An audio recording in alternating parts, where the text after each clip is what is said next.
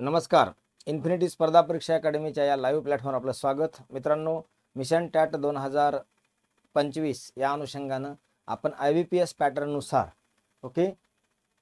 Section wise PYQ series घेऊन येतोय. आजचा आपलं सेक्शन समाजशास्त्र आहे. आजचा आपला भाग बघता लक्षात ठेवा 20वा भाग आहे, म्हणजे मागचे 19 लेक्चर जे काही नवीन कोणी असेल त्यांनी नक्की बघून घ्या. आजच्या या सिरीजमध्ये सुरुवात करण्यापूर्वी अत्यंत महत्त्वाचं आपल्याला की IBPS पॅटर्ननुसार एक अनुभवी टीम आपल्याकडे अवेलेबल आहे, ज्यांना शिकवण्याचा पूर्णतः या पॅटर्ननुसार अनुभव असणारे सागर सोनवणे सर, सागर जगताप सर. आपला जे 200 मार्काचा पेपर असतो त्यापैकी जवळपास 110 प्लस मार्काचा वेटेज असणारा गणित बुद्धिमत्तेसाठी गौरी मॅडम आहेत. मॅडम स्वतः सिलेक्टेड आहेत. याच्यानंतर मानसशास्त्रासाठी विषयाचे तज्ज्ञ, त्यांचं स्वतःचं पुस्तक आहे, 2 वेळा TET पास असं सागर जगताप सर. त्यानंतर सचिन आतकरे सर भाषा मराठी, इंग्लिशसाठी संगपाल सर, आणि मी स्वतः समाजशास्त्रासाठी. ही ह्या बॅचचं वैशिष्ट्य, बॅच सुरू झालेली आहे, ॲडमिशन सुरू आहेत. आपल्याला जर यशामध्ये नक्कीच ह्या बॅचचा वाटा असेल. बॅचचं वैशिष्ट्य म्हणजे लाईव्ह प्लस रेकॉर्ड लेक्चर करता येतील, अनलिमिटेड व्ह्यूज पाहता येतील, नोट्स, सराव, प्रश्नपत्रिका, शंका निरसन आणि गायडन्स सेशन असेल.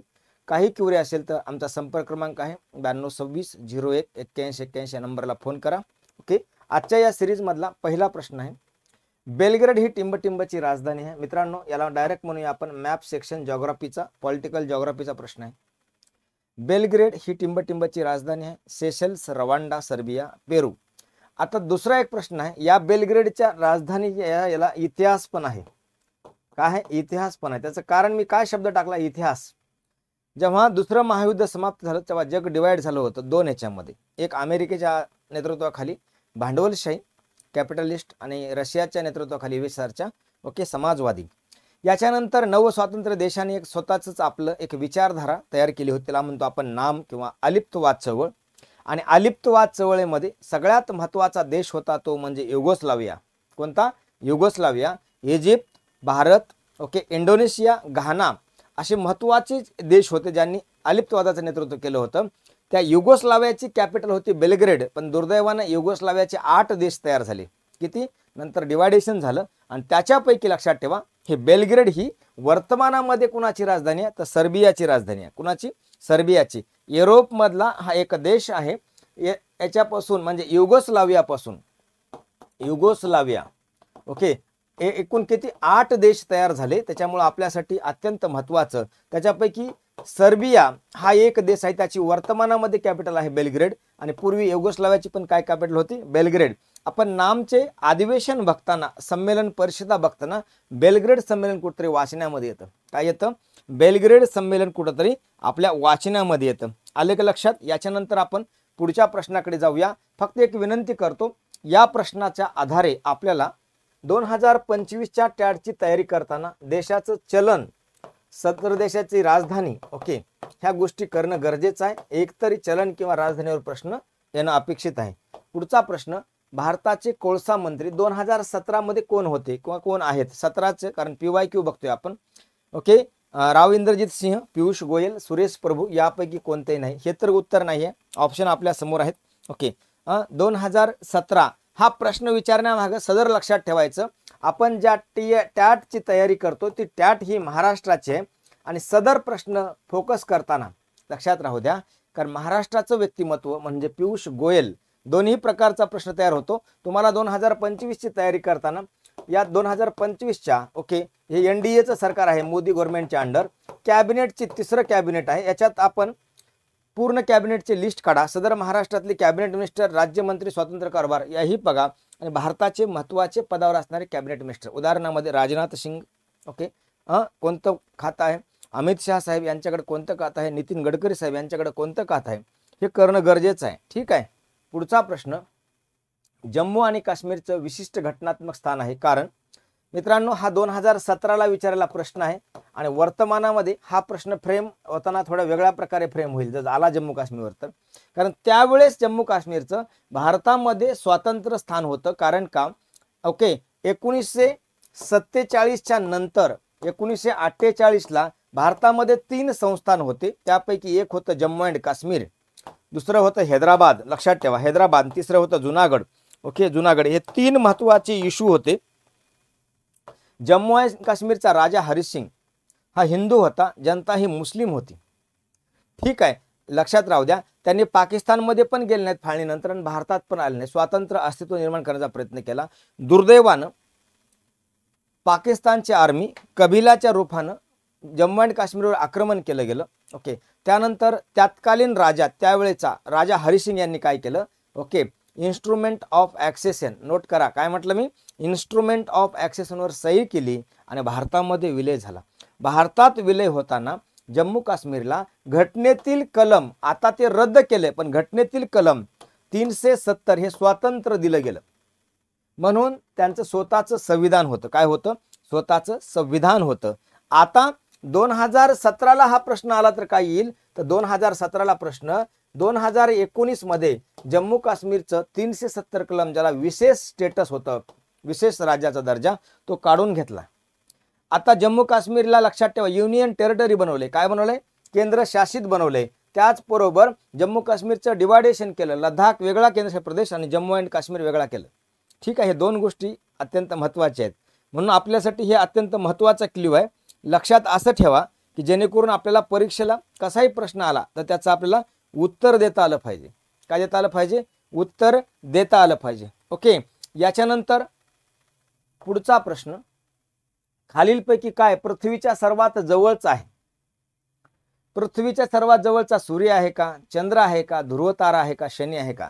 मित्रांनो, आपण जर बघितलं सूर्य आणि सूर्यापासून, ओके, आपण जर बघितला ग्रहाचा क्रम बघितला, त्याला अंतर्गत ग्रह किंवा बाह्य ग्रह, याच्यामध्ये काय येतं? बुध, शुक्र, नोट करा, पृथ्वी, ओके, लक्षात राहू द्या, बुध, शुक्र, पृथ्वी, मंगळ, याच्यानंतर येतं गुरु, शनी, युरेनियस आणि नेपच्यून. ठीक आहे, आपल्या प्रश्नानुसार इथं कोणी बसतंय का, तर लक्षात ठेवा हाही बसत नाही, हाही बसत नाही, हाही बसत नाही, कारण सूर्य खूप लांब आहे. सूर्याचा सर्वात जवळचा ग्रह बुध. पृथ्वीला कोण जवळ आहे? एक तर शुक्र किंवा मंगळ. आता पर्यायमधलं काय बसतं, तर पृथ्वीला स्वतःचा, लक्षात ठेवा, म्हणजे काय, उपग्रह म्हणजे चंद्र आहे. लक्षात राहू द्या, काय आहे? चंद्र आहे, उपग्रह आहे. कळलं का तुम्हाला कशा प्रकारे हा प्रश्न? आता इथे एक प्रश्न येतो, सूर्यापासून सर्वात लांबचा ग्रह कोणता, तर नेपच्यून. सूर्यापासून सर्वात जवळचा ग्रह कोणता? बुध. अंतर्गत ग्रह कोणते? बुध, शुक्र, पृथ्वी, मंगळ. बाह्य ग्रह कोणते? गुरु, शनी, युरेनस, नेपच्यून. ठीक आहे, त्यामुळे हे 8 आपल्या सोलार प्लॅनेट मधले ग्रह आहेत. पृथ्वी संबंधी सर्वात मोठा ग्रह कोणता? गुरु. ह्या गोष्टी करत चला, कारण का अशा प्रकारचे प्रश्न एक्झामला फ्रेम होत असतात. काय होत असतात? एक्झामला फ्रेम होत असतात. पुढे जाऊया, पुढचा प्रश्न. मिथिला हे लोकचित्रकला, नोट करा, लोकचित्रकला टिंबटिंब म्हणतात मिथिला, आणि हे 2017ला विचारलेला प्रश्न, माफ करा गुरुजी, कारण का हे 2024-25ला खूप न्यूज मध्ये होतं बजेटच्या वेळेस. वर्तमान अर्थमंत्री निर्मला सीतारमण, नोट करा, निर्मला सीतारमण, 2025चा तुम्हाला मी करत, निर्मला सीतारमण यांनी बजेट, ओके, सादर करताना ह्या मिथिला लोकचित्रकलेची मधुबनी, काय नाव आहे? मधुबनी पेंटिंगची साडी, लक्षात ठेवा, पहिल्यांदा परिधान केली होती. ओके, म्हणून 17ला प्रश्न विचारलाय, त्याचं उत्तर मधुबनी. 25ला जो प्रश्न आला त्याचंही उत्तर मधुबनी. बिहार मधलं हे लक्षात ठेवा, फेमस आहे. मी तुमचा थोडा वेळ घेतो कारण तुम्हाला हे क्ल्यू देतो. मधुबनी पेंटिंग लक्षात ठेवा.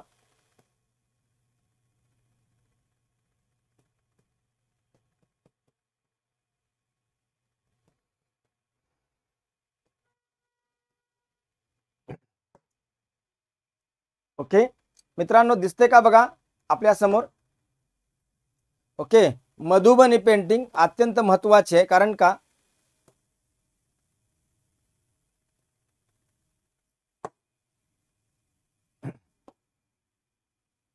अत्यंत महत्वाचं होतं, कारण का यावेळेस, ओके,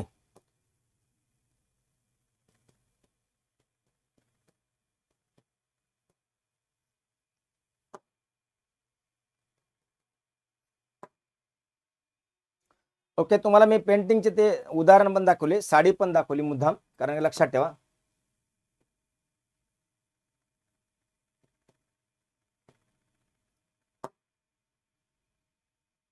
ठीक आहे, मी तुम्हाला मुद्दाम ही इमेज दाखवण्याचा मागचा उद्देश, हे व्यक्तिमत्व आपल्या समोर आहे. भारताच्या वर्तमान अर्थमंत्री Nirmala Sitharaman, finance minister. Okay, ती मधुबनी कला इथं दिसते का तुम्हाला बघा. ओके, मिथिला या क्षेत्रामधली आहे आणि फेमस आहे, लक्षात राहू द्या. चालतंय. नेक्स्ट, बेरी हा टिंबटिंबच्या कमतरतेमुळे होणारा रोग आहे. काय वाटते सर? विटामिन चार्टवर प्रश्न आलाय. बेरी हा कशामुळे होणारा रोग आहे? ओके, बेरी कमेंट करा. Vitamin B6, vitamin B12, vitamin B2, vitamin B1. Beri कशामुळे होतं लक्षात ठेवा. ओके, बेरी नावाचा डिसीज. कारण का ह्याला मी दरवेळेस दर सेशनला विनंती करतो, विटामिनचा चार्ट पाठ करा. चार्ट, कारण का तुम्हाला विटामिन करणे गरजेचे आहेत. ओके, ज्याला आपण म्हणतो पाण्यात विरघळणारे, ओके, वॉटर सॉल्युबल आणि फॅट सॉल्युबल, हे करणं गरजेचं आहे. त्याचप्रमाणे ओके, आपण सगळे विटामिन ओके व्यवस्थितपणे केला. विटामिनचा सोर्स, त्याच्या कमतरतेमुळे होणारे रोग, जसं मी म्हणेल मानवी शरीरामध्ये तयार न होणारं ओके जीवनसत्व कोणतं, जसा प्रश्न वारंवार येतो तसं बेरी नावाचा रोग ओके, किंवा थायरॉइड संबंधीचा जर आपला प्रश्न आला कशामुळे होतं, तर आयोडीनच्या कमतरतेमुळे, लक्षात ठेवा. ओके, तसं बेरीचं काय उत्तर येईल, तर विटामिन B1 याच्या कमतरतेमुळे बेरी नावाचा डिसीज होतो. चला थोडक्यात जरा आपण एकदा व्हेरीफाय करूया बेरी डिसीज.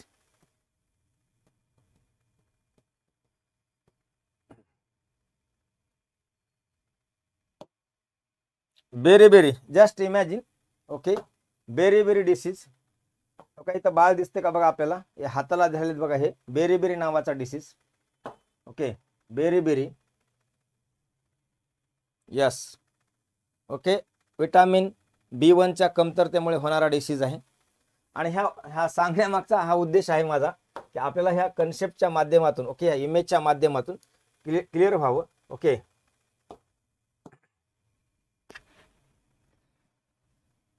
बघा, the beri disease in which body does not have enough thiamine, म्हणजे विटामिन B1, त्याचं सायंटिफिक नाव काय, थायमिनच्या कमतरतेमुळं. ओके, कदाचित परीक्षेला विटामिन B1 नसेल तर थायमिन येईल. ओके, ठीक आहे.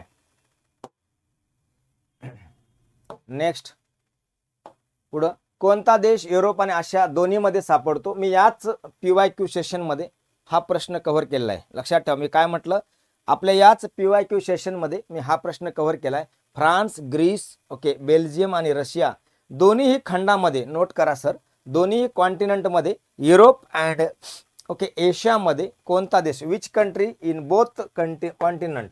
ओके, इथं विच कंट्री, लक्षात ठेवा, बोथ कॉन्टिनेंट.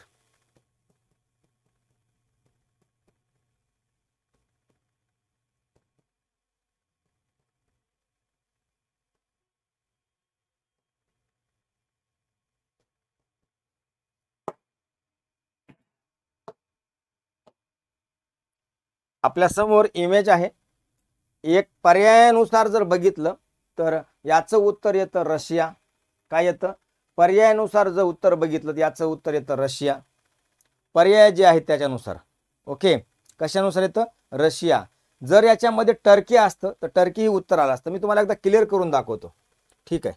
ओके, हा जगाचा मॅप आहे. कुठला बी एक मॅप ओपन करा. ओके, इथं आहे बघा. आता हे लक्षात ठेवा, वरचा जो देश आहे तो रशिया आहे. लक्षात राहू द्या, काय रशिया आहे.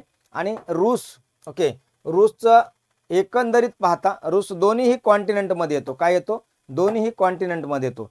आणि दुसरी जी इमेज आहे आपल्या समोर ही आहे टर्कीची, म्हणजे तुर्कस्थानची. ह्या तुर्कस्थानचं हे जे क्षेत्र आहे, लक्षात ठेवा, इस्तांबूल नंतरचं इकडचं क्षेत्र हे येतं युरोपमध्ये. इथे एक फेमस पर्वत आहे. इकडचं क्षेत्र कुठे येतं? आशिया खंडामध्ये. युरोपमधला आणि आशिया खंडामध्ये असणारा रशिया. जर पर्यायानुसार उत्तर येतं रशिया, आणि जर पर्याय नसेल तर टर्की असेल तर टर्की पण टाका. ठीक आहे, दोन्हीही कॉन्टिनेंटमध्ये चालतंय. दुसरी एक इमेज दाखवतो, कारण हे इमेजच्या माध्यमातून म्हणजे क्लिअर करण्यामागचा उद्देश काय होता, आपल्याला क्लिअर कळेल की हे आपल्या समोर इमेज आहे. हे जे दिसतंय हे युरोपचा मॅप आहे आणि हा जो कलर दिसतोय हा आशियाचा आहे. तर रशियाचा काही पार्ट कुठपर्यंत आहे? ओके, कशामध्ये? लक्षात ठेवा, रशियाचा काही पार्ट युरोपमध्ये पण आहे. ठीक आहे, चला यानंतर पुढचा प्रश्न. सत्यजित रे हे प्रख्यात आहेत. काय वाटते सर उत्तर? काय आहे सत्यजित रे? कोण होते? लेखक होते, चित्रपटाचे दिग्दर्शक होते, वरीलपैकी दोन्ही का यापैकी कोणतेही नाही? ओके, सत्यजित रे फेमस आहेत. लक्षात ठेवा, प्रख्यात. कोणी बी सांगा, लेखक, चित्रपटात दिग्दर्शक. ओके, सत्यजित रे. आणि तुम्हाला सगळ्यांना माहित आहे, तुम्ही टीव्ही बघता, पिक्चर बघता, सत्यजित रे.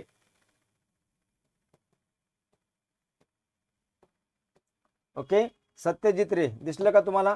हे व्यक्तिमत्व सत्यजित रे, जस्ट तुम्हाला इमेज म्हणून दाखवली. आता तरी सांगा, हे कॅमेरा घेऊन बघालेत. ओके, इमेज बघा आपल्या समोर दिसते. तर मित्रांनो, हे लेखक पण होते आणि चित्रपटाचे दिग्दर्शक पण होते. ओके, फेमस सत्यजित रे यांचं जर बघितलं आपण कार्यकाल बघितला ह्या व्यक्तिमत्वाचा, इथंच लक्षात ठेवा. Magazine editor, screen writer, author, lyricist, film director. आलं का आपल्या प्रश्न उत्तर? चित्रपट दिग्दर्शक, लेखक. आणि यांचं फेमस असण्याचं म्हणजे त्यांना एवढ्या पुरस्कार मिळालेत. ओके, सत्यजित रेला जर आपण बघितलं एकंदर त्यांचे अवॉर्ड, पद्मश्री आहे, पद्मभूषण आहे. ओके, पद्मश्री, पद्मभूषण, ओके, पद्मविभूषण आणि दादासाहेब फाळके पुरस्कार. ठीक आहे, दादासाहेब फाळके पुरस्कार चालते. याच्याशिवाय अकॅडमी ऑफ ऑनर अवॉर्ड आहे, कमेंट ऑफ द लिजन अवॉर्ड आहे आणि शेवटी त्यांना भारतरत्न आहे. म्हणजे भारतामधले सर्वोच्च सन्मान भारतरत्न, त्यानंतर पद्मविभूषण, पद्मभूषण, पद्मश्री, साहित्य अकादमी, दादासाहेब फाळके पुरस्कार. ओके, एवढ्या महत्त्वाचे त्यांना पुरस्कार मिळालेले आहेत. आय थिंक साहित्य अकादमी नाही, बाकी सगळे आहेत, अकॅडमी ऑनर आहे. ओके, चला पुढचं. आता या प्रश्नावर 2025 ला आपल्याला तयारी काय करावी लागेल, असाच प्रश्न आला तर. ओके, तुम्ही काय करायचं, गुलजारला लक्षात ठेवा, लक्षात, कवी गुलजार, त्यांना ज्ञानपीठ पुरस्कार मिळाला, त्यांच्यावर तयारी करून जावा, कारण हा प्रश्न येणार आहे. ओके, संस्कृत मधले गाडे पंडित, कारण गुलजार यांचं उर्दूवर कमांड आहे, उर्दू संबंध त्यांना. ओके, संस्कृत मधले गाडे पंडित लक्षात ठेवा. रामभद्राचार्य, दोन्हीही डोळ्यांनी लक्षात ठेवा, अंध आहेत असे महान व्यक्तिमत्व, PhD होणार आहेत, ऑनर आहेत, लक्षात ठेवा. त्यांना भी ज्ञानपीठ पुरस्कार मिळाला आहे. त्यांच्यावर आपला प्रश्न येऊ शकतो जर आलाच प्रश्न तर. ठीक आहे, पुढं. भारतात कोणत्या एक्सप्रेसवेला राष्ट्रीय एक्सप्रेसवे म्हणून ओळखलं जातं? राष्ट्रीय एक्सप्रेसवे सांगा. कोणत्या एक्सप्रेसवेला राष्ट्रीय एक्सप्रेसवे म्हणून ओळखलं जातं? ऑप्शन आपल्या समोर आहेत.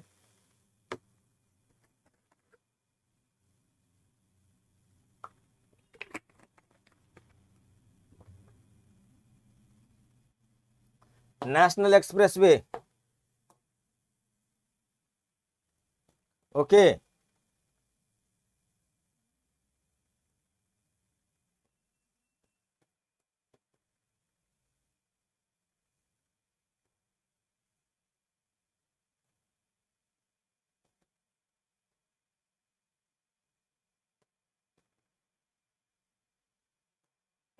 अहमदाबाद वडोदरा नॅशनल एक्सप्रेसवेला लक्षात ठेवा काय म्हणलं जातं. ओके, अहमदाबाद वडोदराला नॅशनल एक्सप्रेसवे. ओके, आपल्यासमोर तो मी मुद्दाम तुम्हाला इमेज ओपन केली, म्हणजे माहिती ओपन केली समजावं म्हणून. राष्ट्रीय एक्सप्रेस 1 म्हणून कोणाला ओळखलं जातं? Ahmedabad, okay, Vadodara, Ahmedabad Vadodara national express 1, Ahmedabad Vadodara express, Mahatma Gandhi express, 3 नाव आहेत या एक्सप्रेसवेला, नॅशनल एक्सप्रेस 1. ठीक आहे, आपल्यासमोर ओके डिटेल माहिती, संबंधित इमेज, अहमदाबाद पासून ओके वडोदरापर्यंत कोणते कोणते महत्त्वाचे हायवे आहे. Okay, national expressway 1. ठीक आहे, याच्यानंतर पुढचा प्रश्न, ईमेल पाठवताना टिंबटिंब ओळ संदेशाची सामग्री वर्णन करते. ईमेल पाठवताना ही ओळ संदेशाच्या समग्र सामग्री वर्णन करते. सब्जेक्ट लू, मजकूर CC. ओके, आता ओके ला CC सब्जेक्ट. ओके, आपल्यासमोर ऑप्शन आहेत ईमेल पाठवताना.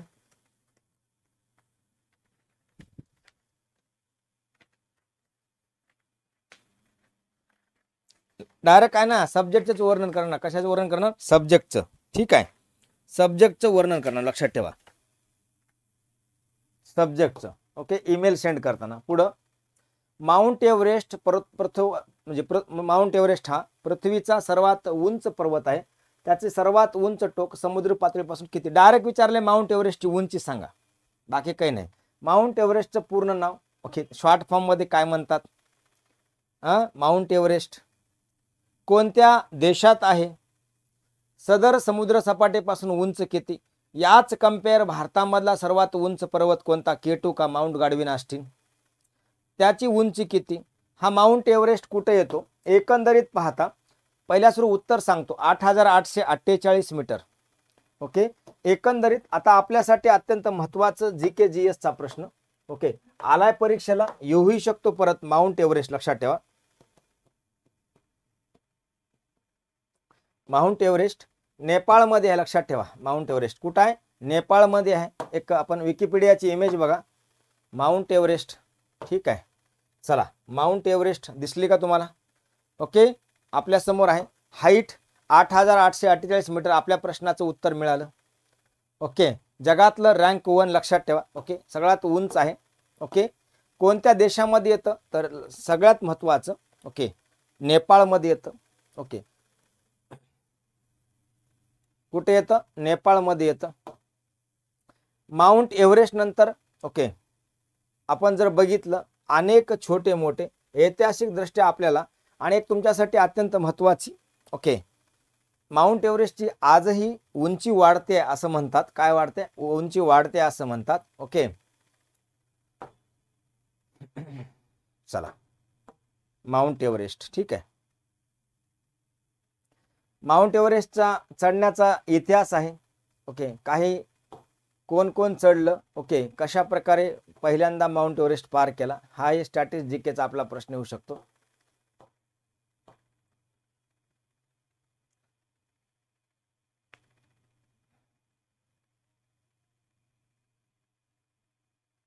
पुढं भारतासाठी इथं काय होऊ शकतो? K2 म्हणजे माउंट गाडविन आस्टिन. याची एकंदरीत वर्तमानामध्ये उंची किती? ओके, हेही माहित असलं पाहिजे आपल्याला. भारतातलं सर्वात उंच नोट करा K2. ओके, K2चा जर आपण बघितलं याची उंची किती? याच्यानंतर कांचनजंगा ओके भारतामधलं दुसरं आणखीन शिखर. दक्षिण भारतामधलं सर्वात उंच कोणतं? दौडा बेटा, अनाईमुडी. हे सांगता आलं पाहिजे आपल्याला. ठीक आहे, याशिवाय आशिया खंडातलं सर्वात उंच कोणतं? Mount Everest. जगातलं सर्वात उंच कोणतं? Mount Everest. भारतातलं सर्वात उंच कोणतं? K2.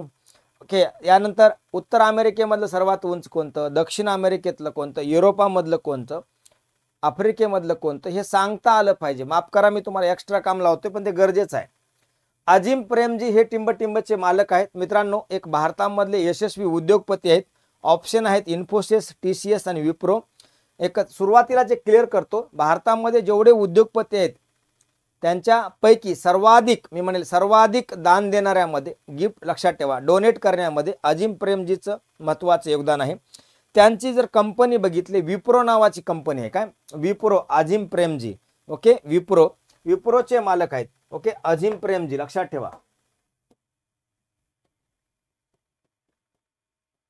अजिम प्रेमजी हा चेहरा आपल्या समोर लक्षात ठेवा. अजिम प्रेमजी विप्रोचे मालक आहेत. ओके, एकंदरीत सारखं म्हणजे लाईमलाईट मध्ये असतात. त्यांचे कामं पण खूप चांगले आहेत. त्यांचं फाउंडेशन पण आहे.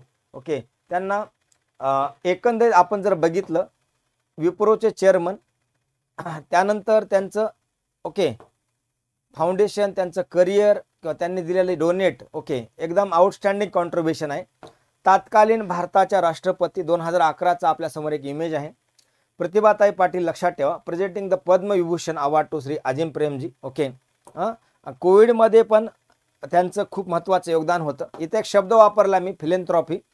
ओके, डोनेट करण्यामध्ये. हे एवढं माहिती तुम्हाला फक्त राहू द्या कारण का अत्यंत महत्त्वाचं आहे. ओके, त्यांनी खूप महत्त्वाचं जवळपास Azim Premji additionally 34% Wipro stock held by him. बघा, स्वतःकडे 34% विप्रोची मालकी आहे. त्याच्यानंतर त्यांनी खूप महत्त्वाचं शेअर किंवा त्यांनी खूप मोठं योगदान दिलेलं आहे. ठीक आहे, आता जे पर्यायामध्ये बाकीचे नाव आहेत, इन्फोसिस नारायण मूर्ती, TCS नोट करत चला, TCS आणि इन्फोसिस. ओके, हे खूप गरजेचं आहे आपल्याला माहित असणं भारताचे उद्योगपतीचे नाव, कारण का त्यांचं खूप महत्त्वाचं. कोविडमध्ये रतन टाटांचं योगदान, आता रतन टाटा हयात नाहीत लक्षात ठेवा. ओके,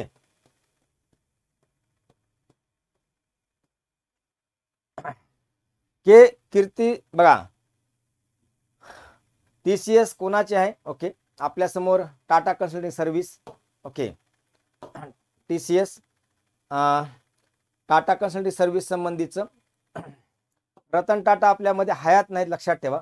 ओके, महत्त्वाचं रतन टाटांचं योगदान होतं, कारण का मला एक अपेक्षित आहे तुम्हाला टाटा ग्रुपचीच आहे TCS, रतन टाटा विषयी प्रश्न 2025ला येऊ शकतो. माफ करा, तुम्हाला ॲडिशन काम लावतो, नक्की करून जावा रतन टाटांविषयी माहिती, कारण का 2024-25ला आपल्या ओके सर्वाधिक ज्या गोष्टीमध्ये हानी झाली तसं महान व्यक्तिमत्व आपल्यातून निघून गेले आणि त्यांचा एक करंट अफेअरला एक प्रश्न येतो वारंवार, तुम्हाला ते सांगून टाकतो. मुंबईमध्ये प्राण्यासंबंधीचं त्यांनी एक हॉस्पिटल चालू केलं होतं. ओके, कोविडच्या टायमाला त्यांचं एवढं मोठं योगदान होतं की विचार पण कोणी करू शकत नाही, एवढं मोठं योगदान होतं. ठीक आहे, कारण का ताज हॉटेल ओके हॉस्पिटलच्या कर्मचाऱ्याला राहण्यासाठी डॉक्टरांनी दिलं होतं. पुढं दिलेल्या पर्यायामधून वेगळा शब्द बाहेर काढा. गणतंत्र, कूलर, संगणक, दूरचित्रवाणी. तुम्हाला याच्यात वेगळं काय वाटतं? कूलर, संगणक, दूरचित्रवाणी. ओके, मी तुम्हाला हे HW करतो. अशा प्रकारचे प्रश्न तुम्हाला तयार पण करता आले पाहिजे, त्याच्यातून उत्तर पण देता आलं पाहिजे. ओके, गणक यंत्र, माफ करा, गणक यंत्र, कूलर, संगणक आणि दूरचित्रवाणी ऑप्शन आपल्या समोर आहेत, तुम्ही रूल आउट करा. सूर्याकडून पृथ्वीवर उष्णता टिंबटिंब प्रक्रियेने येते. रेडिएशन, प्रवाह, संवहन, एकही नाही वरीलपैकी, हे चूक. कारण का सूर्यापासून ओके पृथ्वीवर जो उष्णता येते ओके ती कशा रूपात येते तर आपल्याला ते सांगता आलं पाहिजे. बघा, लक्षात ठेवा, हीट फ्रॉम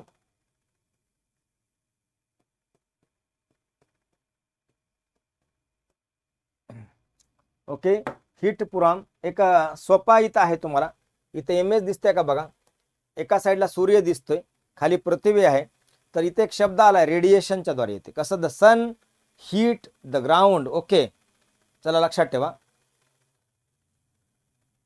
कळलं का तुम्हाला? आणि हे आपल्याला समजलं पाहिजे अशा प्रकारे. ओके, अशा प्रकारे हे क्लिअर झालं पाहिजे. पृथ्वीवर कशा प्रकारे सूर्यापासून ओके एनर्जी येते, रेडिएशनद्वारे येते. लक्षात ठेवा, रेडिएशन, ऑब्झर्वेशन ओके रेडिएशनद्वारे येते. आणखीन एक इमेज दाखवण्याचा प्रयत्न करतो. ओके,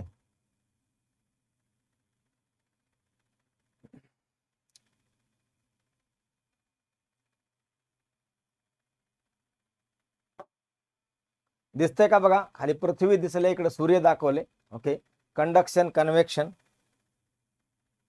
ठीक आहे, यानंतर पुढं ओके रेडिएशन. बाकी प्रवाह, संवहन हे पर्यायामध्ये असले तर त्याचं उत्तर नाही. ओके, ठीक आहे. पुढं भारतीय संसदेमध्ये टिंबटिंबचा समावेश होतो. आपण बऱ्याच वेळा हा प्रश्न PYQ ला घेतलाय, रेग्युलर बॅचमध्ये पण कव्हर करतो. ऑप्शन आपल्या समोर आहेत. भारतीय संसदेमध्ये टिंबटिंबचा समाविष्ट आहे फक्त राज्यसभा, फक्त लोकसभा. बघा, लक्षात ठेवा, ऑप्शन का लोकसभा राज्यसभा का लोकसभा राज्यसभा राष्ट्रपती. काय वाटते तुम्हाला? भारतीय संसद, संसद काय मिळून बनते?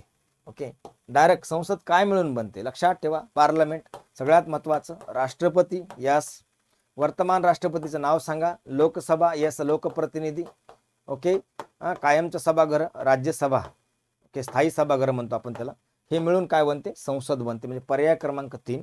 ओके, पार्लमेंट याच्यावर आता एक प्रश्न अपेक्षित आहे तुम्हाला येण्यासाठी, कारण का नवीन पार्लमेंटची बिल्डिंग झाली. लक्षात ठेवा. ओके ओके न्यू पार्लमेंट झालेले आहे, तर एकदा इमेज बघून घ्या, तुम्हाला स्ट्रेंथ मी म्हणजे हे का सांगायचा उद्देश. ओके, ही नवीन पार्लमेंट आहे आपल्यासाठी, अत्यंत हे आदर्श ओके ऐतिहासिक वारसा याच्यामध्ये आपल्याला दिसतो. ओके, 2026 नंतर भारतामध्ये काय होणार आहे? नवीन परिसीमन आयोग येणार आहे. लोकसंख्या वाढलेली आहे, खासदारांच्या ओके सीट वाढतील राज्यसभेच्या आणि लोकसभेच्या. या अनुषंगाने सध्याची लोकसभेची स्ट्रेंथ आहे 543, राज्यसभा लक्षात ठेवा ओके 252. या अनुषंगाने आता काही ओके 250 माफ करा, आता या अनुषंगाने काही बदल होणं गरजेचं आहे. ओके, त्यामुळं नवीन पार्लमेंटली ओके लक्षात ठेवा ही बिल्डिंग बांधली गेली. आता ह्याच्यामध्ये जर आपण बघितलं नवीन पार्लमेंटची कॅपॅसिटी किती आहे, तर 1224 खासदार इथं राज्यसभा आणि लोकसभेचे मिळून बसू शकतात, लक्षात ठेवा. ओके, 1224. ओके, चला याच्यावर आपल्याला एक प्रश्न येऊ शकतो, कारण काय इथं जे तुम्हाला दिसते लक्षात ठेवा, हे सगळ्या गोष्टीवर आपला प्रश्न येऊ शकतो. बाजूलाच जुनी पार्लमेंटची पलीकडे बिल्डिंग आहे, नवीन पार्लमेंट. प्रत्येक लक्षात ठेवा डोअरला इतिहास आहे, काय प्रत्येक पार्लमेंटच्या ओके डोअर आहेत, त्याच्या संबंधीचा इतिहास आहे. या प्रोजेक्टला एक नाव पण दिलं होतं, तो प्रोजेक्ट पण आपल्याला परीक्षेला येऊ शकतो. काय प्रोजेक्टला नाव पण दिलं होतं. ओके, एक जस्ट ओव्हरलुक करून देतो न्यू पार्लमेंट बिल्डिंगचं. कदाचित हे तुम्हाला ओके एक्झामच्या दृष्टीने खूप महत्वाचं आहे. ओके, एक्झामच्या दृष्टीने खूप महत्वाचं आहे. 2020 ला काम सुरू झालं होतं 1 ऑक्टोबरला, 28/9/23 ला काम सुरू झालं, 19 सप्टेंबरला ओपनिंग झाली. ओके, चला याचे बिल्डिंगचे आर्किटेक्ट होते बिमल पटेल. आर्किटेक्टची फर्म होते HCP design planning and management private limited. Main contractor होते टाटा प्रोजेक्ट, आणि लक्षात ठेवा ट्रस्ट म्हणजे टाटा.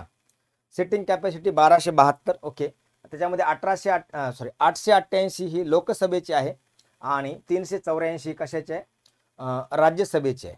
ओके, त्याच्यामुळे तुम्हाला एवढं हे नक्की सेंट्रल विस्टा प्रोजेक्ट म्हणायचे, याला काय म्हणत होते या कामाला, सेंट्रल विस्टा प्रोजेक्ट म्हणून तुम्हाला मी इथं सांगितले. ओके, हे सेंट्रल विस्टा डेव्हलपमेंट प्रोजेक्ट, सेंट्रल विस्टा डेव्हलपमेंट प्रोजेक्ट हे नवीन पार्लमेंट संबंधीचं होतं. ठीक आहे. ओके, जर जॉग्राफीच्या अँगलनं जर विचारलं, रायसाना हिल न्यू दिल्ली. ओके, चला कोणत्या मंत्रालयाच्या अंडर बांधली गेली, तर ministry of urban and housing. ठीक आहे. यानंतर पुढचा प्रश्न, सकिंग पेपर कागदावर पसरल्यानंतर शाई शोषून घेतो, कारण हा लय वेळा प्रश्न आला मित्रांनो. ओके, सकिंग पेपर कागदावर पसरलेली शाई शोषून घेतो, कारण शाई उडून जाते, शाईमध्ये चिकट शक्ती असते. हो काय, उडून जाणं आणि शोषून घेणं ह्याचा पर्यायाचा मिळत लागत नाही, चिकट शक्ती असते, ही चूक. सेकिंग पेपर असलेली छिद्र शाई शोषून घेतो, सेकिंग पेपर असलेली छिद्र शाई केसिका ओके क्रियेद्वारे शोषून घेतो. यस, याला म्हणायचं केसिका क्रियेद्वारे शोषून घेतो. ठीक आहे. पुढं, दिल्लीला असलेलं आंतरराष्ट्रीय विमानतळाचं नाव काय, दिल्लीला असणारं आंतरराष्ट्रीय विमानतळ कोणतं. ऑप्शन आहेत आपल्या समोर, इंदिरा गांधी आंतरराष्ट्रीय विमानतळ, ओके सहारा आंतरराष्ट्रीय विमानतळ, नेताजी सुभाषचंद्र बोस आंतरराष्ट्रीय विमानतळ, तिरुवनंतपुरम आंतरराष्ट्रीय विमानतळ. लक्षात ठेवा दिल्लीला असलेल्या आंतरराष्ट्रीय विमानतळाचं नाव आहे इंदिरा गांधी आंतरराष्ट्रीय विमानतळ. सहारा आंतरराष्ट्रीय विमानतळाचं नाव छत्रपती शिवाजी महाराज. Okay, terminus Mumbai. लक्षात राहू द्या, हे भारतामधले आंतरराष्ट्रीय विमानतळावर प्रश्न 2017ला विचारलाय. 25ला तुम्हाला आंतरराष्ट्रीय विमानतळ ओके इंडियामधले माहीत असले पाहिजे. लक्षात ठेवा, मेजर तरी लक्षात माहीत असले पाहिजे.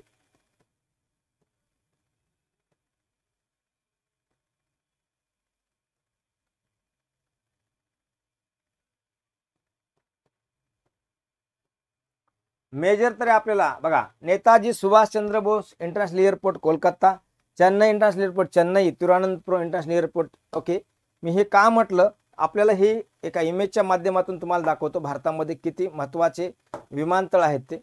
ओके, चला काही महत्त्वाचे विमानतळ आहेत, आपल्याला ते माहीतच असणं गरजेचं आहे. ओके, आणि सध्याचं civil aviation ministry okay domestic आणि इंटरनॅशनल विमानतळाचं मी थोडं मॅप दाखवतो. भारतामध्ये याचं जाळं खूप वाढले, आता काय वाढले, ओके जाळं खूप वाढले, लक्षात ठेवा. ओके, काही प्रस्थापित पण आहेत, ज्याला आपण म्हणूया पुण्यासाठी पुरंदरला होते, मुंबईसाठी नवी मुंबईला परत एक प्रस्तावित आहे पनवेलच्या जवळ. ठीक आहे, म्हणजे नवीन पण कामं चालू आहेत आणि जुने पण विमानतळ ओके खूप आंतरराष्ट्रीय दर्जाचे आहेत, त्यामुळे आपल्याला हे माहीत असणं गरजेचं आहे. ठीक आहे. यानंतर पुढं, प्रकाशाची गती सर्वप्रथम कोणी मोजली. ऑप्शन आपल्या समोर आहेत. प्रकाशाची गती सर्वप्रथम कोणी मोजली, ऑप्शन आपल्या समोर आहेत.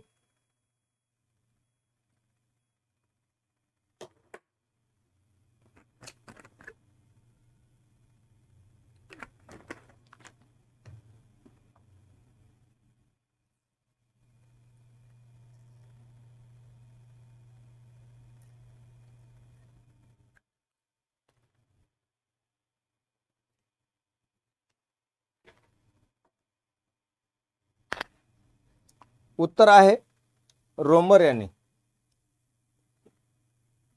ओके, यानंतर दिलेल्या पर्यायामधून वेगळं ते बाहेर काढा. भारतीय, जापानी, अमेरिकन, ब्राझिलियन, याच्या तुम्हाला मी HW करतो.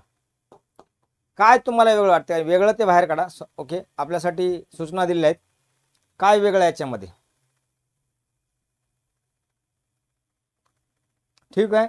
पुढचा प्रश्न. चंद्राबाबू नायडू टिंबटिंबचे मुख्यमंत्री आहेत. आपल्यासाठी आनंदाची बातमी, 2025ला पण हेच व्यक्ती सेम राज्याचे मुख्यमंत्री आहेत. कर्नाटक, आंध्र प्रदेश, तेलंगणा यापैकी नाही. लक्षात ठेवा, यापैकी नाही तर उत्तर नाहीच. तर हे आहेत आंध्र प्रदेशचे मुख्यमंत्री. ठीक आहे. यांच्यानंतर YSR काँग्रेसचे, लक्षात ठेवा, जगनमोहन रेड्डी काही काळासाठी मुख्यमंत्री होते. ओके, यशस्वी कार्यकाल त्यांनी पूर्ण केला. परत 2024-25ला चंद्राबाबू नायडू इथं मुख्यमंत्री झालेत. आपल्यासाठी एक क्ल्यू मिळतो, मी दर बॅचला पण सांगतो, दर लेक्चरला पण सांगतो. Longest CM in India he concept करून जावा. सर्वाधिक मुख्यमंत्री कोणत्या मुख्यमंत्र्याचा कार्यकाल आहे, प्रत्येक बॅचला सांगतो मी. ओके, लॉंगेस्ट ड्युरेशन कोणत्या CMचं होतं, कारण का सिक्कीमचे, ओके, आसामचे नोट करत चला.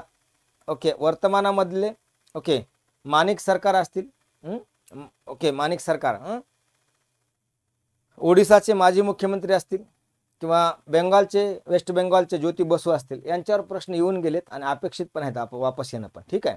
चंद्रबाबू नायडूंचं उत्तर काय? आंध्र प्रदेश. ठीक आहे. आता आपल्यासमोर दोन प्रश्न तयार होतात. 2025ला आपण प्रिपरेशन करताना वर्तमान CM ऑल स्टेटचे करा एक, आणि लॉंगेस्ट CM, ज्याला आपण म्हणूया लॉंगेस्ट ड्युरेशन असणारे CM कोण होते, हा प्रश्न बघूया जरा. लॉंगेस्ट,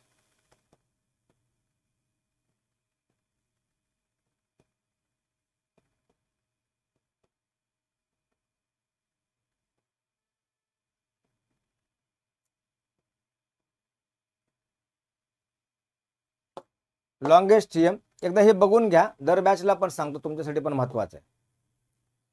पवन कुमार चांगलिंग हे सिक्कीमचे सर्वाधिक काळ मुख्यमंत्री होते, 24 वर्षे 165 दिवस. याच्यानंतर नवीन पटनाईक हे 24 वर्षे 99 दिवस. ज्योती बसू वेस्ट बेंगॉल 23 वर्षे 134 दिवस. ओके, जॉर्जिंग अपंगा अरुणाचल प्रदेश 22 वर्ष. लाल थानवाला मिझोराम जवळपास 22 वर्ष. वीरभद्र सिंग 21 वर्ष. माणिक सरकार 19 वर्ष. M करुणानिधी 18 वर्ष. प्रकाश सिंग बादल 18 वर्ष. ओके, आता नितीश कुमार 18 वर्ष. यशवंत सिंग परमार हिमाचल प्रदेश 18 वर्ष. ओके, चालतंय. हे मी का सांगितलं, हे करणं पण गरजेचं आहे. लॉंगेस्ट CM लक्षात ठेवा, पवन कुमार चांगलिंग. अलग लक्षामध्ये कशा प्रकारचा प्रश्न उद्या स्पर्धा परीक्षेसाठी पण तयारी ठेवा. लॉंगेस्ट. पुढं विधान दिले, विधान वाचा. एक धर्माशी संबंध असलेल्या एका मुलीने दुसऱ्या मुलाच्या एका मुलाशी विवाह करण्याचा निर्णय घेतला. दुसऱ्या धर्माच्या एका मुलाशी, लक्षात ठेवा, इथं धर्माशी करा, धर्माच्या. ओके, काय कराल, कृती काय कराल, लक्षात ठेवा. ऑप्शन आपल्या समोर आहेत. मुलाच्या कुटुंबावर बहिष्कार टाकावा. मुलगा आणि मुलगी दोघांच्या सार्वजनिक अवमान व दंड झाला पाहिजे. भारतामध्ये बहिष्कार मान्य नाही, दंड मान्य नाही, अवमान मान्य नाही, लक्षात ठेवा. म्हणून कृती कुठलीच योग्य नाही. 1 किंवा 2 यापैकी काही अनुसरण करता येत नाही. ओके, अलग लक्षात. याला म्हणायचं सिच्युएशन बेस्ड क्वेश्चन. काय म्हणायचं? सिच्युएशन बेस्ड क्वेश्चन, परिस्थितीजन्य क्वेश्चन आहे ते. ठीक आहे. पुढं श्री मीनाक्षी सुंदरेश्वरा मंदिर टिंबटिंब येथे आहे. ऑप्शन आपल्या समोर आहेत. केरला, तामिळनाडू, कर्नाटक यापैकी नाही. मीनाक्षी टेम्पल किंवा मीनाक्षी सुंदरेश्वरा टेम्पल कोणत्या ठिकाणी आहे? भारतामध्ये सांस्कृतिक दृष्ट्या कला आणि संस्कृती पाहता नागर आणि द्रविड, लक्षात ठेवा. भारतामधलं तुम्हाला पहिल्यांदा एकदा क्लिअर करतो. नर्मदेचा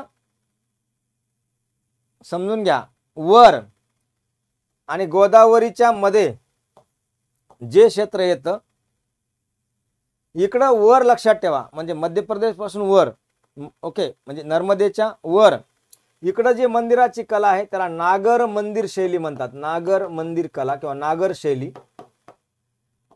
कृष्णेच्या दक्षिणेला जे आहे त्याला द्रविड मंदिर शैली म्हणतात. आणि ह्या दोन्हीच्या जे मध्ये आहे वेसर किंवा बेसर मंदिर शैली म्हणतात. प्रश्न काय आला, मीनाक्षी सुंदरेश्वरा मंदिर कुठं आहे, तर त्याचं उत्तर तामिळनाडू. कोणत्या स्टाईलमध्ये उत्तर असेल, तर द्रविड स्टाईलमध्ये उत्तर असेल, लक्षात ठेवा. कोणत्या, द्रविड स्टाईलमध्ये उत्तर असेल. ठीक आहे, ओके. कारण काय हे कल्चरचा संबंधीचा. भारतामध्ये 3 प्रकारच्या मंदिर शैली आहेत फेमस, नागर, द्रविड.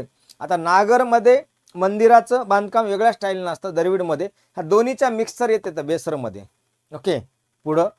आणि इथे एक तुम्हाला प्रश्न, असा जर प्रश्न आला तर तयारी करताना, भारतामधले प्रसिद्ध मंदिर उदाहरणामध्ये दशावतारा मंदिर, नाचना कुटार मंदिर, ओके, मीनाक्षी मंदिर विचारले. पुन्हा पटाडक्कलचं येऊ शकतं. याच्यानंतर ओके जगन्नाथ टेम्पल येऊ शकतं, सूर्य मंदिर येऊ शकतं, ओके, लिंगराजा मंदिर येऊ शकतं. त्यामुळे अशा प्रकारचे मंदिर आपल्याला करणं गरजेचं आहे. पुढं, भारतामधील पहिली बुलेट ट्रेन कुठून कुठे धावली, हा प्रश्न बऱ्याच वेळा घेतलाय. पहिली बुलेट ट्रेन 100% याचं उत्तर माहित असलं पाहिजे, कारण सोपा प्रश्न आहे. जपानच्या मदतीनं, जपानची कंपनी आहे जाक्सा, जपानच्या मदतीनं भारतात मुंबई पासून, म्हणजे महाराष्ट्र येईल, मुंबई आलं म्हणजे काय, महाराष्ट्र, तेच अहमदाबाद म्हणजे काय येईल, आता उत्तर अहमदाबाद म्हणजे गुजरात. महाराष्ट्र ते गुजरात पर्यायामध्ये कुठं आहे बघा, महाराष्ट्र ते गुजरात या दरम्यान भारतातली पहिली बुलेट ट्रेन कोणाच्या मदतीनं, जपानच्या मदतीनं. ठीक आहे, पहिली बुलेट ट्रेन काम सुरू झालेलं आहे, लक्षात ठेवा. ओके, बुलेट ट्रेन लक्षात ठेवा, bullet train.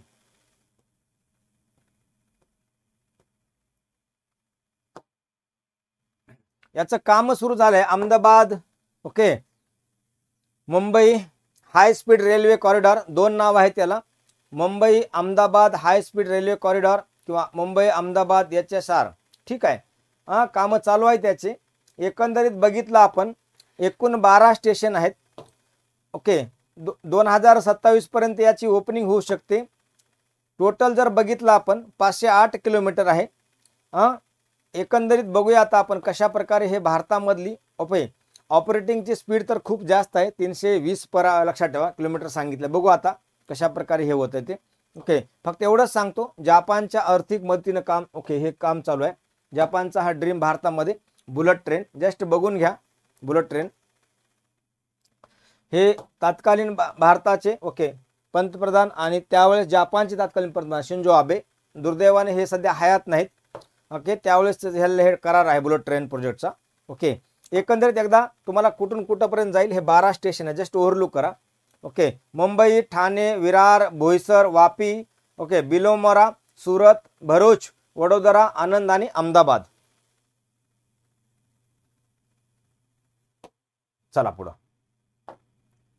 And era of darkness, me I think 2 दिवसापूर्वीच हे पुस्तक सांगितलं होतं. ओके, भाग क्रमांक हो आय थिंक 17 किंवा 18, 17 मध्ये सांगितलं असं. द एरा ऑफ डार्कनेस हे बुक कुणाचं आहे, प्रणव मुखर्जी, शशी थरूर, नटवर सिंग यापैकी नाही, चूक मित्रांनो. Okay, the era of darkness Shashi Tharoor सरांचं पुस्तक आहे, प्रसिद्ध पुस्तक आहे. ब्रिटिश भारतामध्ये कशा प्रकारे ब्रिटिशांनी भारतावर जुलूम केला, लुटला गेला भारत, याच्या संबंध डिटेलमध्ये ओके माहिती. आणि यांचं एक फेमस ओके ऑक्सफर्ड विद्यापीठामध्ये एक फेमस स्पीच पण आहे, लक्षात ठेवा. काय फेमस स्पीच पण आहे एरा ऑफ डार्कनेसवर. Okay, era of darkness famous Shashi Tharoor.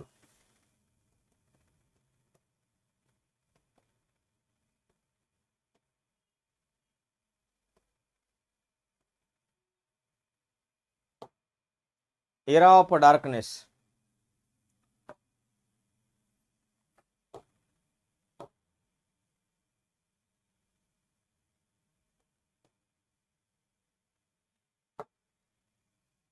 Era of darkness Shashi Tharoor. Okay,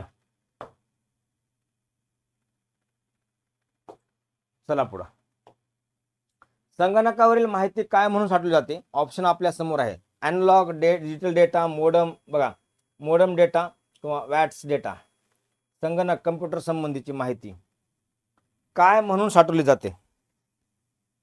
option आपल्या समोर आहेत, अॅनालॉग डेटा का डिजिटल डेटा. साहजिकच आहे ना, संगणकावर माहिती येते म्हणजे आपला मेसेज हा अॅनालॉग होतो, बरोबर आहे. पण डेटा कसा असतो? डिजिटल डेटा असतो. मोडेम डेटा असतो का? नाही. वॅट्स डेटा असतो? नाही. म्हणून डिजिटल डेटा. काय उत्तर येईल? Digital data. ठीक आहे. पुढं, पृथ्वीवरील कोणता पक्षी सर्वात जास्त जगतो? हा प्रश्न बऱ्याच वेळा लक्षात ठेवा, वेगळ्या मार्गाने रिपीट होते. पृथ्वीवरील कोणता पक्षी सर्वात जास्त जगतो? मानवाचं कोणतं हाड मजबूत? बघा, कुठं सर्वाधिक, लक्षात ठेवा. ओके, असे प्रश्न आलेत. मानवाचा कोणता अवयव सदैव चालू असतो? अशा प्रकारचे प्रश्न आहेत. आता प्रश्न काय आलाय? पृथ्वीवरील कोणता, काय विचारले? पक्षी सर्वाधिक काळ जगतो? इमू, शाहमर्ग, अल्बाट्रॉस आणि सायबेरियन क्रेन. ओके, आता जर आपल्या समोर बघितलं, पृथ्वीवर विचारले, बाकीच्या कुठल्या ग्रहावर नाही. ओके, पृथ्वीवर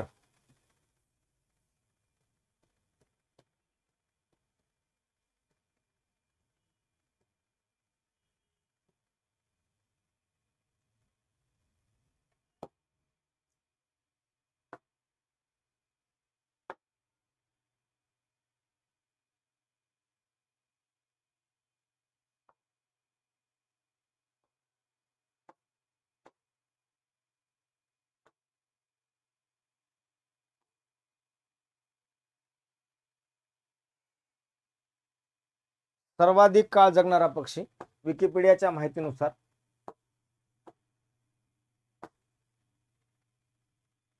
इमेज आपल्या समोर आहे शामकची. आपल्याला एन्व्हायरमेंटच्या अँगलनं प्रश्न ओके काय येऊ शकतो? तर याचं स्टेटस काय आहे? तर यांचं स्टेटस लिस्ट कन्सर्न आहे, म्हणजे असं त्यांना कुठला धोका नाही. IUCNच्या लिस्टमध्ये, लिस्ट कन्सर्नमध्ये ॲड आहेत. ओके, आपल्याला जर बघितलं आपण याचे ॲनिमल किंगडम, क्लास कोणता येतो, हे सगळं जरा बेसिक बघा. ओके,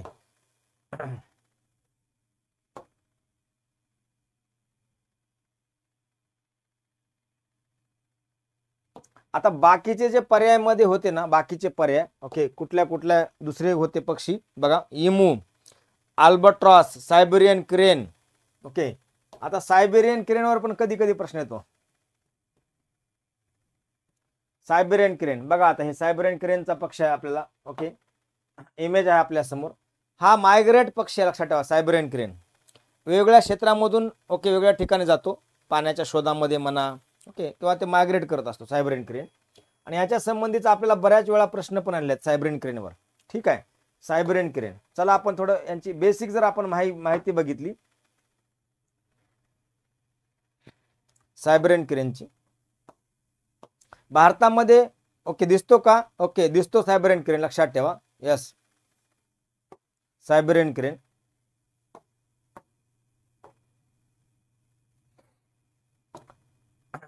बघा, यांना आपण सायबेरियन क्रेनचं जर स्टेटस बघितलं तर थोडं धोक्याच्या ठिकाणी आहे त्यांचं, म्हणजे इकोलॉजीच्या दृष्टीनं. म्हणून शाहमर्ग हा पक्षी जास्त काळ जगतो. ओके, इमूचा काही संबंधच येत नाही, लक्षात ठेवा. इमू पक्षी, तुम्ही म्हणता सर आम्हाला इमेज दाखवलात का? तसा उद्देश नाही माझा. Okay, emu, just emu bird बघून घ्या, कारण का ओके इमू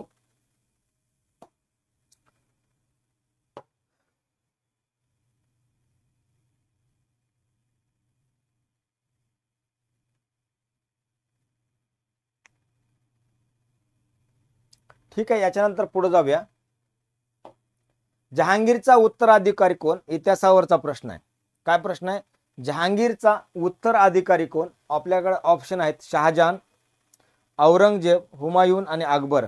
आपलं उत्तर काय याचं बघा. आता काय विचारले? शहाजहान जहांगीरचा उत्तराधिकारी. मित्रांनो,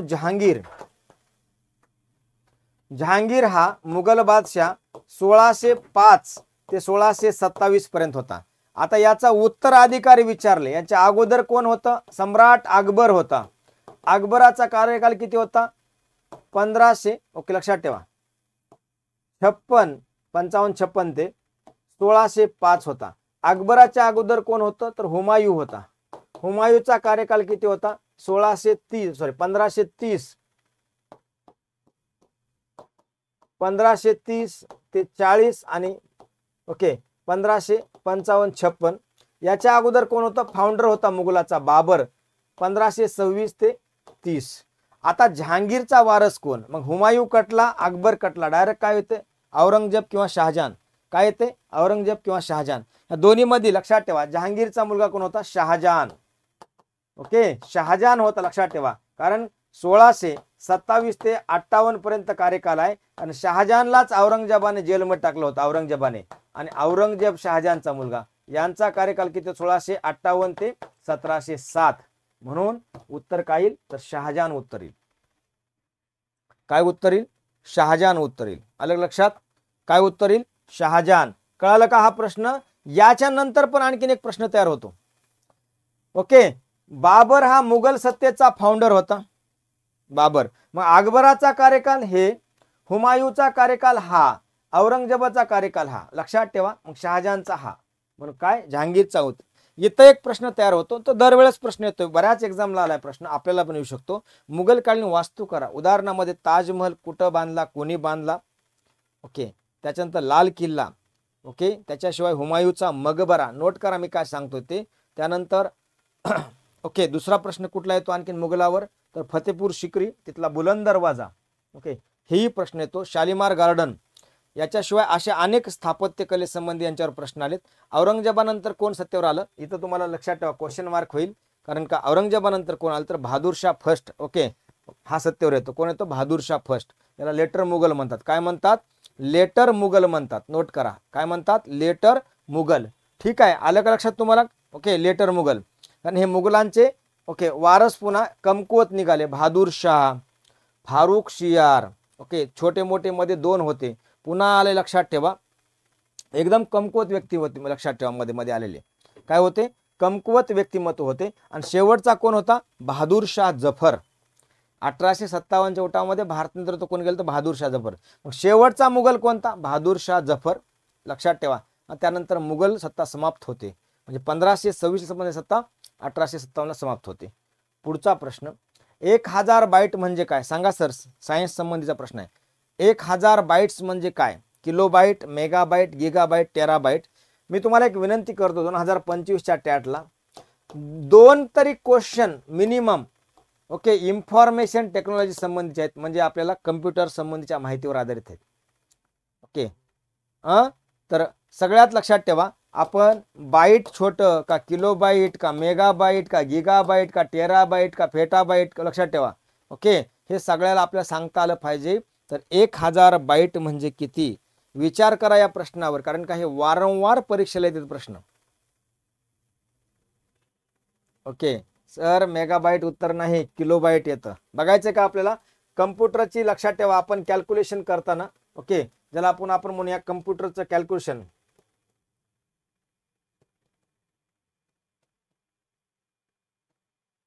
ओके कॅल्क्युलेशन करताना okay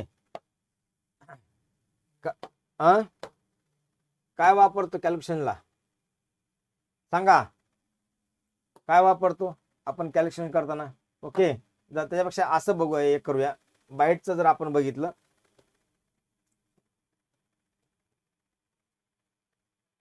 1 byte equal to 8 bits. लक्षात ठेवा 1 byte equal to eights bit. 1024 byte 1 kilobyte. मग मी आता काय विचारलं होतं सर? 1000 बाईट टू काय येतं मग? 1 किलो बाईट किंवा एक बाईट 1 ओके 1 किलो बाईट. कळलं का सर? केबी म्हणजे किलो बाईट. कळलं का तुम्हाला? ओके प्रश्न कसा येऊ द्या आपल्याला त्याचं सांगता आलं पाहिजे.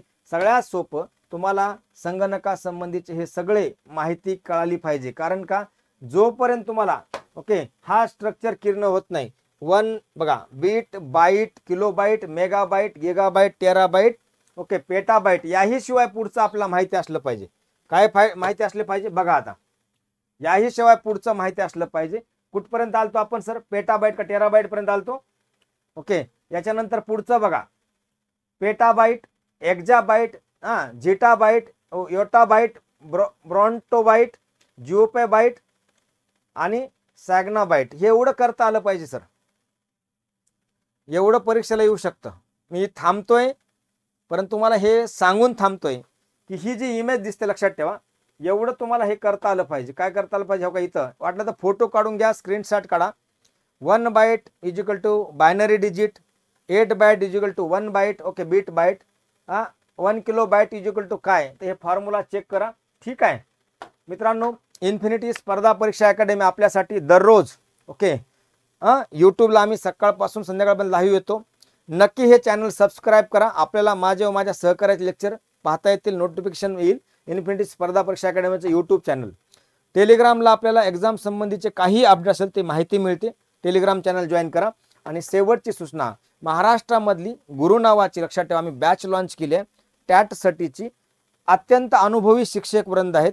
सागर Sone sir, Madhav Jagtap sir, Gauri madam, okay Sagar Jagtap sir, Atkare sir, Sangpal sir आणि मी स्वतः. काही क्युरी असेल तर 9226018181 हा संपर्क क्रमांक आहे, यावर फोन करा. आमचा पत्ता आहे इन्फिनिटी अकॅडमी, पहिला मजला, मानकरवाडा, पत्र्या मारुत चौक, पुणे.